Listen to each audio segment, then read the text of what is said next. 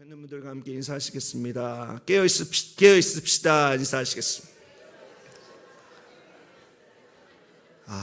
이 발음이 이렇게 어려운 줄 몰랐습니다.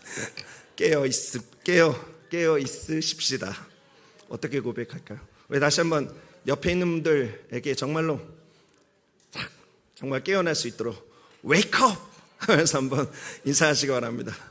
Wake up, wake up. 하나님께서는 저와 여러분들이 웨이크업 하길 원하십니다. 깨어서 일어나길 원하십니다. 하나님의 귀한 군사로, 하나님의 아름다운 자녀로 다시 한번 일어서는 큰 은혜 있게 되시기를 바랍니다. 오늘 함께 7월 첫 주 예배, 2024년도 하반기 첫 예배를 하나님께 드리고 있습니다. 특별히 오늘 예배 성찬 예배로 하나님께 드리고 있습니다. 지난 목요일이 독립기념일이어서 그런지 많은 분들이 휴가 중이신 것 같습니다. 또 많은 분들이 휴가 중으로 이 교회에 오신 것 같습니다. 모든 분들이 가족분들과 함께 좋은 시간 보내셨으면 좋겠습니다. 그리고 더불어 휴가 중에도 그 계신 곳에서 주의를 지키며 어느 곳이든 전심으로 주를 찾는 자에게 풍성한 은혜 주시고 만나주시는 하나님을 경험하는 은혜 있게 되시기를 예수 그리스도의 이름으로 축원드립니다. 이곳에서 온라인으로 예배를 드리는 곳들 속에서 또 흩어져 있는 모든 곳들 속에서 동일한 은혜가 있게 되시기를 예수님의 이름으로 축원드립니다. 또 오늘은 절기로 맥추 감사 주일입니다. 맥추는 보리를 추수한다라고 하는 뜻입니다. 맥추 감사 주일은 늘 7월의 첫 번째 주일을 지켜서 섬기고 있습니다. 이 날은 우리의 순수한 감사를 하나님께 드리는 주일입니다. 언젠가 한번 말씀드린 기억이 있습니다만 종종 기독교의 맥추 감사 주일을 이스라엘이 지키는 맥추절과 동일시하는 경우가 있습니다. 그런데 아예 연관이 없다고는 할 수 없으나 엄연히 맥추 감사 주일과 맥추절은 다른 날입니다. 성경에 이스라엘의 절기로 나오는 맥추절은 이스라엘의 3대 절기 중에 하나이지요. 그리고 이 맥추절은 77절, 오순절과 같은 말입니다. 77절, 오순절 둘 다 6월절이 지난 지 7주 만에 지켜진 데서 유래된 명칭입니다. 7일이 7주가 지나면 그래서 7절이고 7 곱하기 7은 49죠. 그래서 50일째를 지키면서 열흘을 뜻하는 순의 5번째 오 해서 오순절인 것입니다. 그러니까 굳이 날짜로 따지자면 77절, 오순절과 같은 맥추절은 올해 같은 경우 지지난달 성령 강림주일 예배로 드렸던 5월 19일이 이스라엘의 절기로 맥추절인 것이죠. 이렇게 맥추 감사 주일과 맥추절은 다릅니다. 혼돈이 없으셨으면 좋겠습니다. 다만 맥추 감사 주일과 맥추절은 날짜로는 다른 날이지만 하나님께서 우리에게 주신 은혜에 감사하는 날이다라고 하는 것에서는 같은 면이 있습니다. 그럼 어떻게 우리가 하나님께 감사를 드릴 수 있는가? 여러분, 복음서에 기록된 예수님의 공생애 중 여인이 예수님께 향유를 담은 옥합을 깨트려 부은 사건은 2번 있었습니다. 한 번이 아니라 2번입니다. 마태와 마가와 요한은 예수님께서 십자가 지시기 한 주 전 베다니에 있었던 향유를 부은 사건을 기록하고 있고, 누가복음은 시간적으로 훨씬 앞에 예수님의 갈릴리 사역 전기에 있었던 향유의 기름 부음을 기록하고 있습니다. 잠시 누가복음에 있었던 이야기를 나눠보도록 하죠. 한 여인이 식사에 초대받은 예수님께 다짜고짜 들어와서 예수님께 기름을 부었습니다. 당시 예수님을 초대했던 바리새인 시몬은 이 여인이 예수님께 향유를 붓고 울면서 눈물로 그 발을 적시고 그 적셔진 발을 머리카락으로 닦고 그 발에 입 맞추는 것이 매우 못마땅했습니다. 누가복음 7장에 있는 말씀을 보면 이 여인에 대해서 그 동네에 죄를 지은 여자로 소개하고 있습니다. 많은 성경학자들이 당시 사회 통념상 이렇게 표현되는 것을 창녀로 해석하는 것이죠. 그러니까 율법의 준수에 열심히 있었던 바리새인 시몬은 이 부정한 여인이 예수님, 유대인 남자였던 예수님의 발에 입맞추는 것이 너무나 싫었던 것입니다. 누가복음 7장 39절에 이렇게 기록되어져 있죠. 예수를 청한 바리새인이 그것을 보고 마음에 이르되 이 사람이 만일 선지자라면 자기를 만지는 이 여자가 누구며 어떠한 자 곧 죄인인 줄을 알았으리라 하거늘. 이런 바리새인 시몬의 마음을 예수님께서 읽었습니다. 그래서 한 이야기를 들려주시고 질문을 던지시죠. 예수님이 들려준 이야기는 바로 이것입니다. 어떤 돈놀이꾼에게 빚진 사람이 둘 있는데 한 사람은 500데나리온을 빚졌고 또 한 사람은 50데나리온을 빚졌다. 그런데 둘 다 갚을 능력이 없는 것을 보고 이 돈놀이꾼이 둘에게 있었던 빚을 다 없애주었다. 그러면 두 사람 가운데 누가 더 빚을 없애준 사람에게 감사한 마음을 갖겠는가? 누가 더 그에게 사랑의 마음을 표현하겠는가? 여러분, 누구일까요? 누구겠습니까? 여러분들께서 생각하신 대로 바리새인 시몬도 동일하게 대답했습니다. 네, 더 많이 탕감받은 500데나리온 빚진 사람이 그 사람에게 더 큰 감사의 마음을 가질 것입니다. 예수님은 시몬의 말을 들으시고 맞다고 하시면서 바리새인 시몬과 향유를 부은 죄인 여자를 비교하면서 죄인이었던 그녀가 용서받은 자로 더 큰 사랑으로 받은 은혜를 감사의 드림으로 나에게 표현하였다라고 말씀하셨습니다. 사랑하는 성도 여러분, 오늘이 맥주 감사 주일, 감사의 절기입니다. 누가 더 하나님의 은혜에 진실된 감사를 드릴 수 있을까요?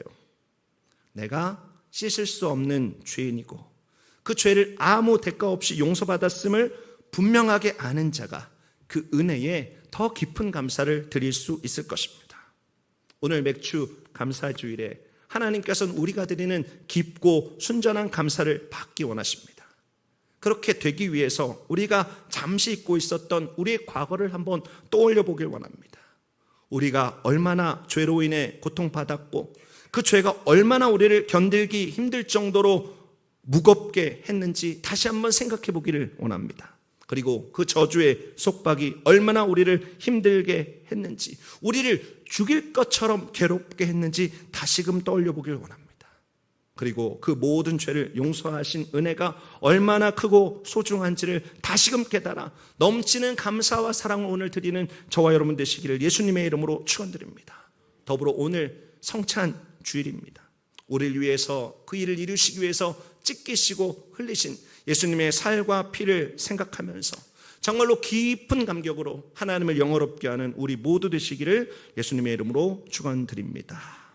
오늘 우리가 읽은 창세기 4장에는 아담과 하와의 타락 이후 벌어진 인류 최초의 살인사건이 기록되어져 있습니다. 그것도 가장 사랑해야 될 형제 간의 아주 끔찍했던 사건이 기록되어져 있습니다. 형 가인은 동생 아벨을 들에 있을 때 쳐 죽였다라고 기록하고 있습니다. 그런 끔찍한 일을 저질러 놓고도 하나님 앞에서 책임을 회피하며 회개의 길을 계속해서 주시는 가인에게 공의의 하나님은 형벌을 내릴 수밖에 없었습니다. 그 선언된 형벌에 대해서 가인의 반응이 오늘 우리가 함께 읽었던 본문의 말씀입니다. 사실 이 반응도 가인의 회개라고 할 수 없습니다. 항변에 가깝죠. 가인은 여전히 완악했습니다. 하지만 가인의 이 고백 속에 죄의 고통이 얼마나 큰지, 죄의 무게가 얼마나 무거운지, 그 저주로 인하여 가인이 얼마나 아파할 수밖에 없는지 그것이 선명하게 나타나고 있죠. 그럼 13절 말씀에 이렇게 기록되어져 있습니다. 가인이 야훼께 아뢰되 내 재벌이 지기가 너무 무거우니이다. 가인은 자신에게 주어진 죄의 대가가 너무 무겁다고 하나님께 항변하고 있습니다. 이 표현에 대해서 이전 개역 성경이 좀 더 리얼하게 표현하고 있습니다. 어떻게 되어 있는가? 내 죄벌이 너무 중하여 견딜 수 없나이다. 여러분, 가인의 고백처럼 죄에 대한 벌은 사람이 지기에는 너무나 무겁습니다. 로마서 6장 23절에 죄의 삭시 사망이라고 명확하게 밝히고 있습니다. 여러분, 이 땅에서 죽음의 무게 견딜 수 있는 사람 어디 있겠습니까? 죽음 앞에서 교만할 수 있는 사람은 아무도 없습니다. 죽음이 내 눈앞에 있으면 아무리 스스로 대단하다 생각하는 사람도 겸손해질 수밖에 없습니다. 모든 사람은 죽음 앞에서 숙연해지는 것이죠. 죽음을 이기신 예수 그리스도의 부활 소망이 우리에게 없으면 인간은 죽음 앞에서 너무 무겁고 너무 허탈하고 너무 절망스러울 수밖에 없습니다. 철저하게 무기력할 수밖에 없는 것이죠. 언제 죽음이 찾아올지 아무도 모르고 죽음이라는 것을 생각할 때마다 사람은 공포에 떨 수밖에 없는 것입니다. 사랑하는 성도 여러분, 다시금 우리가 짊어졌던 죄의 그 형벌의 고통을 상기해 보기 원합니다. 그것이 무엇입니까? 그것은 바로 감당하지 못할 엄청난 무거움이었습니다. 여러분, 우리가 지금까지 나눈 대로 죄의 대가는 너무나 무겁습니다. 난 그것 얼마든지 짊어질 수 있는 사람입니다 하는 사람은 사탄의 속임수에 완전히 놀아나고 있는 사람입니다. 사탄은 우리들에게 어떻게 속입니까? 이 땅에 있는 사람들에게 어떻게 속입니까? 죄, 그거 아무것도 아니야. 네 생각이 옳은 대로 해. 네 생각에 옳은 것이면 하나님이 죄라고 말씀하시는 것도 더 이상 죄는 아니야. 죄 지어도 별것 없어. 지금까지 죄 지어도 심판 안 받고 잘 살아왔잖아. 죄 가볍다, 가벼워. 앞으로도 심판이라는 건 다시 없을 거야. 사랑하는 성도 여러분, 하나님의 인내를 모른 채 혹시 여러분도 이런 생각들을 무의식적으로 하고 계시지는 않나요? 앞서 나누었던 바리새인 시몬처럼 내 죄는 가볍다, 나는 죄인이 아니다 생각하고 계시지는 않으신가요? 아니면 나는 한 50데나리온 정도밖에 죄를 안 졌지라고 스스로의 죄를 작다라고 생각하시나요? 여러분, 그렇지 않습니다. 성경은 분명히 밝히고 있습니다. 우리의 죄의 무게는 금 1만 달란트로도 해결이 안 되는 것이죠. 여러분, 무겁고도 무거운 것이 우리의 죄의 무게입니다. 18세기 미국의 대각성 운동에 쓰임받았던 조지 휘필드 목사님이 많은 사람들에게 설교를 하고 있었습니다. 언제나 휘필드 목사님이 전했던 것처럼 그날도 죄에 대해서 사람들에게 아주 진지하게 다루면서 청중들에게 이렇게 물었습니다. 이 세상에서 제일 무거운 것, 무거운 짐이 무엇인지 아십니까? 그리고 휘필드 목사님은 바로 답도 선포했습니다. 그것은 바로 죄의 짐입니다. 죄의 짐은 우리가 견딜 수 없는 엄청난 무게입니다. 그러자 그 설교를 듣고 있던 청년 한 사람이 손을 번쩍 듭니다. 그리고 목사님의 설교에 반대하면서 이렇게 이야기합니다. 목사님, 죄송하지만 저는 그 무거운 죄의 짐이라는 것의 무게를 전혀 느끼지 못하고 있습니다. 이 청년의 소리를 들은 휘필드 목사님이 이 청년에게 이렇게 대답했습니다. 사랑하는 청년이여, 당신이 죄짐의 무게를 느끼지 못하는 것은 죄 때문에 이미 죽은 자가 되었기 때문에 그런 것입니다. 죽은 시체에 무거운 바위돌 한번 얹어 보십시오. 그가 무겁다고 이야기하겠습니까? 여러분, 정말 놀라운 답변 아닙니까? 맞습니다. 죄 때문에 이미 죽은 이 땅의 사람들은 죄의 무게를 전혀 실감하지 못합니다. 왜냐하면 이미 죽었기 때문입니다.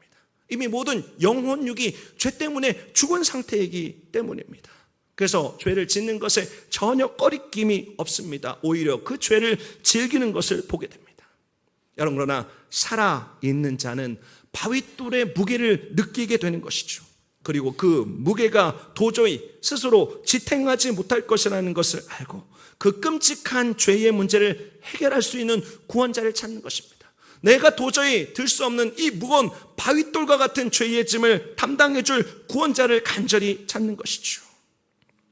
사랑하는 성도 여러분, 죄의 무게조차 느끼지 못하는 죽은 자로 살지 말고 하나님께서 말씀하시는 죄에 대해 민감하여서 그 죄의 무게를 느끼면서 나의 죄를 씻기는 예수의 보혈밖에 없네, 나의 구원자 예수님, 당신의 보혈로 나를 정결케 씻소서. 그 전심으로 외치는 저와 여러분 되시기를 예수 그리스도의 이름으로 축원드립니다. 그리고 죄의 무거운 짐을 맡아주시는 예수 그리스도의 은혜 가운데 자유함을 누리는 우리 모두 되시기를 예수 그리스도의 이름으로 축원드립니다. 계속해서 이어지는 가인의 고백을 보시겠습니다. 창세기 4장 14절의 앞부분에 있는 말씀입니다. 주께서 오늘 이 지면에서 나를 쫓아내시온즉 내가 주의 낯을 배웁지 못하리니 내가 땅에서 피하며 유리하는 자가 될지라. 가인은 죄의 결과의 무거움을 토로했습니다. 그리고 또 다른 고통을 하나님께 호소하고 있습니다.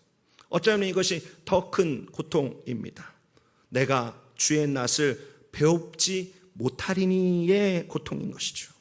하나님과의 단절입니다. 여러분이 근원적인 죄의 결과와 죄의 고통이 무엇입니까? 그것은 바로 하나님과의 단절, 하나님과의 분리. 여러분 이것이 오늘 말씀 가운데 분명히 나타나고 있는 것이죠. 여러분 이것이 어떤 의미입니까? 여러분 이것은 생명의 원천신 하나님과의 단절입니다. 우리가 더 이상 하나님의 자녀, 하나님의 백성으로 살지 못함을 의미하는 것입니다. 길을 잃고 마치 생명이 없는 좀비처럼 이 땅을 영원히 방황하는 것을, 이 땅의 생에 영원한 방황이 끝나지 않는 것을 의미하는 것이죠. 가인은 하나님이 자신을 하나님의 땅에서 쫓아내는 것으로 생각했습니다. 하지만 결국 그렇게 될 수밖에 없는 이유는 가인의 죄 때문이었습니다. 죄가 그 고통을 낳은 것이죠. 거룩하신 하나님이 계신 곳에 죄가 공존할 수 없기 때문입니다. 결국 가인은 이렇게 하나님의 얼굴을 뵙지 못하는 곳에서 떠돌며 탄식하는 삶을 살게 되죠. 창세기 4장 16절 말씀입니다. 가인이 야훼 앞을 떠나서 에덴 동쪽 놋 땅에 거주하더니. 가인이 야훼 앞을 떠났습니다. 하나님의 얼굴에서 떠났습니다. 그리고 그가 거하겠다는 땅의 이름이 바로 놋입니다. 이 놋이라고 하는 땅의 이름이 도망하다, 떠돌다, 탄식하다라는 뜻이 있습니다. 이것이 죄 때문에 야훼 하나님의 얼굴을 더 이상 보지 못하는 죄인들의 슬픈 운명인 것입니다. 여러분, 죄인은 방황할 수밖에 없습니다. 이리저리 떠돌 수밖에 없습니다. 자신의 지혜, 자신의 힘을 의지하여서 살아가지만 결국 헛되고 헛된 것일 뿐입니다. 결국 점점 하나님께로 멀어질 뿐입니다. 이것이 4장에 이어지는 말씀 속에 나름대로 자신의 성을 쌓고 왕의 행세를 하지만 결국 무너질 바벨탑을 쌓을 수밖에 없었던 가인의 후손들의 운명을 통해서 우리들의 삶에 고스란히 드러내고 있는 것입니다. 사랑하는 성도 여러분, 요한계시록 에베소 교회를 향한 예수님의 책망을 다시금 기억하시기 바랍니다. 요한계시록 2장 5절에 있는 말씀이지요. 그러므로 어디서 떨어졌는지를 생각하고 회개하여 처음 행위를 가지라. 만일 그리하지 아니하고 회개하지 아니하면 내가 내게 가서 내 촛대를 그 자리에서 옮기리라. 여러분, 인생의 방황, 그 방황으로 말미암은 탄식 속에서 우리는 정신을 차리고 우리가 어디에서 언제 떨어졌는지를 깊이 생각해 보아야 합니다. 이번 주 중에 제가 정말 좋아하는 한 선배 목사님과 통화를 했습니다. 그리고 목사님이 통화 중에 들려주신 이야기가 참 제 마음속에 공감이 되고 남게 되었습니다. 목사님이 책을 읽었다면서 저에게 이렇게 권면해 주셨습니다.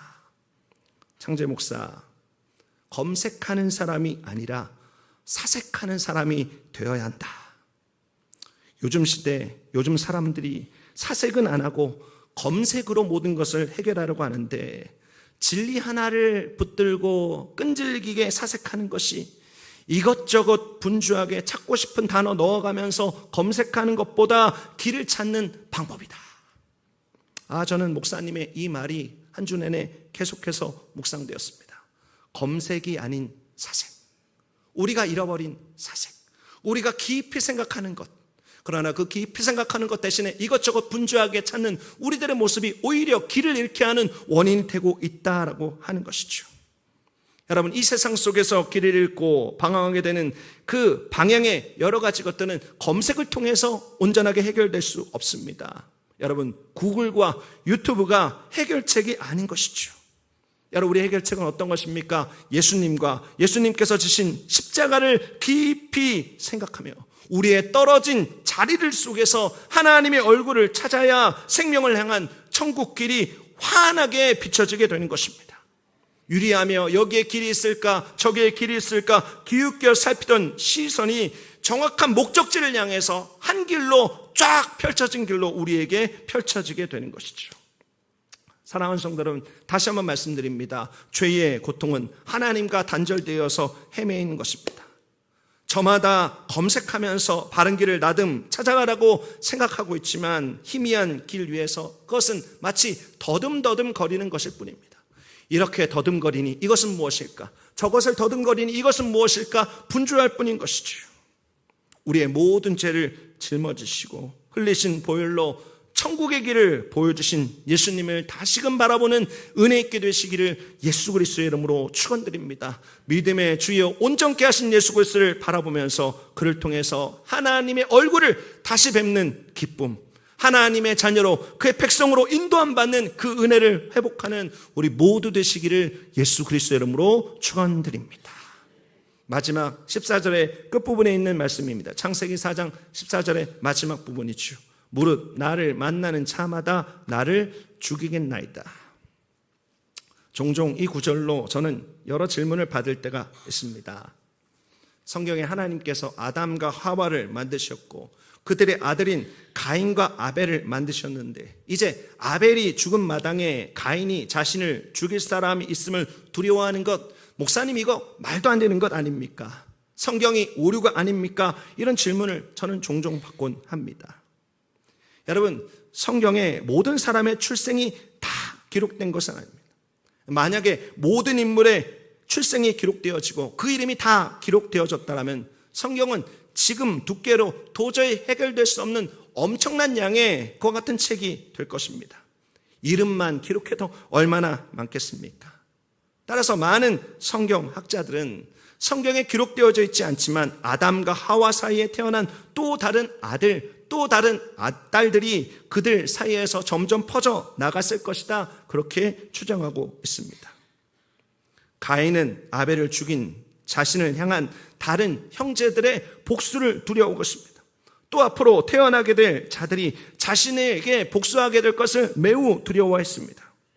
여러분, 죄가 하나님과의 관계만 무너뜨린 것은 아닙니다. 사람 사이에 끝내 서로 피를 흘려야만 해결될 수 있을 것 같은 미움을 낳게 된 것이죠. 하나님의 관계뿐만이 아니라 사람의 관계들도 무너뜨린 것입니다. 죄는 우리에게 감당하지 못할 무거움으로 다가왔습니다. 또 죄는 우리를 하나님과 완전히 분리시켰습니다. 또 죄는 그 죄의 형벌로 말미암아 사랑할 수 있었던 우리가 도저히 사랑할 수 없는 서로를 원수되게 하는 그와 같은 큰 아픔으로 우리의 삶에 비극으로 다가오게 된 것입니다. 여러분, 에덴 동산에서 죄가 아담과 하와에게 들어왔을 때 나타났던 일이 무엇이었습니까? 아담과 하와는 이전에 뼈 중에 뼈요 살 중에 살입니다, 이렇게 서로를 고백하면서 서로 사랑하던 관계였습니다. 그러나 죄가 그들에게 들어오고 나서 그들은 서로에게 책임을 미루면서 관계가 깨어지기 시작했습니다. 조금씩 엇나가는 원수로 존재하게 된 것이죠. 들어온 죄는 서로 사랑할 수 없는 존재로 그 두 사람을 변질시켰습니다. 여러분, 정말로 그런 것 같습니다. 결국 죄로 인하여 나의 주인이 하나님이 아니다 나다를 외치는 사람은 생각과 마음 속에 죄의 결과를 말미암아 내 마음의 보좌에 내가 앉아서 다른 사람을 조종해서 내 이기심을 충족시키는 존재로 타락할 수밖에 없는 것이죠. 여러분, 사람은 그런 존재라고 하는 것을 언제나 발견하게 됩니다. 사람 마음속에 있는 이기심이 그와 같은 일들을 만들어내는 것이죠.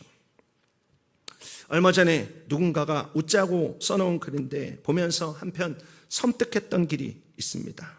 아마 한 여자분이 써놓으신 글 같습니다. 제목이 성인병 조심하세요라는 글입니다. 이번에 글을 그대로 읽어드리죠. 감정을 좀 살려서 읽어야 되는데 잘 읽을 수 있을지 모르겠습니다. 남편이 갑자기 멋있게 보인다? 백내장을 조심하십시오. 남편에게 애교 섞인 목소리가 나오기 시작한다? 갑상선 질환을 조심하십시오. 남편과 달달한 커피가 마시고 싶다? 혹시 당뇨병에 걸리지 않으셨나요? 남편을 보면서 가슴이 떨린다? 부정맥을 조심하십시오. 걷다가 남편 쪽으로 몸이 기운다? 혹시 관절염 걸린 것이 아닌지 조심하십시오. 도대체 이게 뭡니까? 물론 웃자고 쓴 글이지만 저는 이 글을 읽으면서 서로 가장 가까워야 될 부부가 서로 사랑하지 못하는 이 시대의 모습 같아서 너무 가슴이 아팠습니다. 꼭 이런 걸 개그의 소재로 삼아야 되는가? 사랑하는 성도 여러분, 오랜만에 우리 관계의 삼각형 한번 그려봅시다. 우리 삼각형 꼭대기에는 뭐죠? 바로 예수님입니다. 그런 삼각형 양 끝은 무엇입니까? 각각 너와 나입니다. 너와 내가 삼각형의 꼭대기인 예수님을 향해서 가까이 나아갈 때 관계는 점점 더 가까워지기 시작합니다. 내 안에 죄가 사라지고 다시금 하나님께서 내 마음속에 보좌에 앉으셔서 내 마음속에 이기심이 사라지고 서로 사랑할 수 있는 마음이 생겨나게 되는 것이죠. 점점 예수님께 가까이 나아가며 점점 사람도 하나님께서 원하시는 화목함을 이루게 되는 것입니다.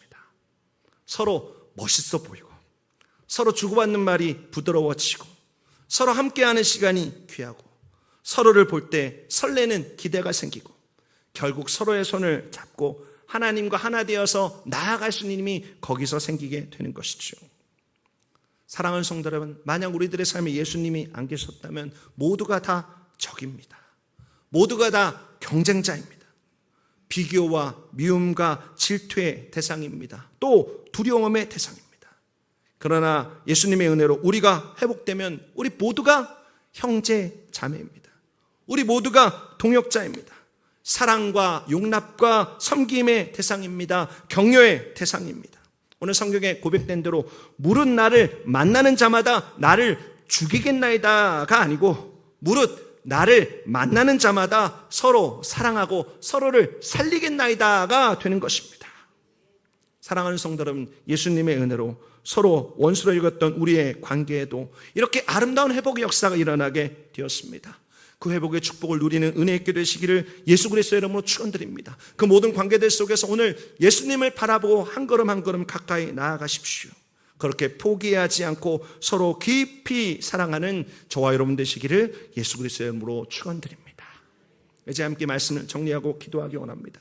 가인은 죄의 형벌 앞에서 도저히 스스로의 힘으로 감당할 수 없는 그것이 무게다라는 것을 알았습니다.